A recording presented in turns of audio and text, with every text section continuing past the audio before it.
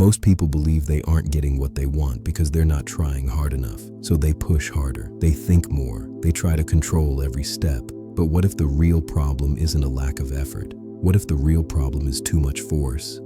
There's a quiet pattern that happens when something starts to feel extremely important. And once you see it, you start noticing it everywhere. In relationships, goals, personal growth, even happiness itself.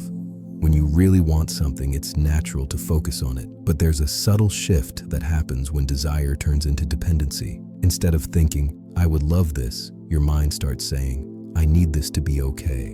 And that small difference changes everything. You start checking constantly, analyzing outcomes, overthinking every step, and without realizing it, your energy becomes tense instead of open. Pressure feels productive. It feels like action. But internally, pressure narrows your perspective. When something feels essential, your nervous system treats it like a threat. You become hyper-focused on results instead of the process. You react instead of respond. And ironically, this tension makes you less aligned with the natural flow of progress. It's like trying to hold water in a closed fist. The tighter you squeeze, the less you actually hold. There's nothing wrong with desire. Desire moves people forward, but needing something to define your emotional state creates weight. Wanting says, I prefer this. Needing says, I'm incomplete without this.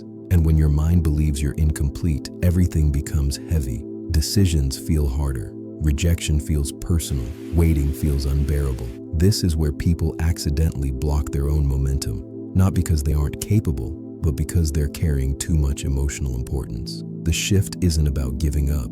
It's about changing your relationship with the outcome. Instead of chasing from a place of lack, you move from a place of stability. You still take action. You still care. But your identity isn't attached to whether it happens today, tomorrow, or later. And something interesting happens when that pressure drops. You become more natural, more creative, more present. Opportunities feel easier to recognize, and progress starts to feel less forced. Think about relationships. When someone tries too hard to be liked, it often creates distance. But when someone feels grounded in themselves, connection happens more naturally.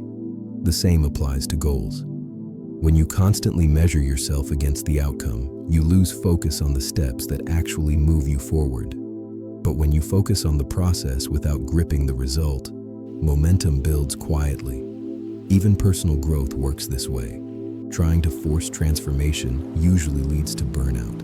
Allowing growth to unfold through consistent small actions creates lasting change. Maybe nothing is actually blocking you. Maybe life doesn't need more force. Maybe it needs less pressure. Because sometimes, the moment you stop gripping tightly is the moment things finally begin to move.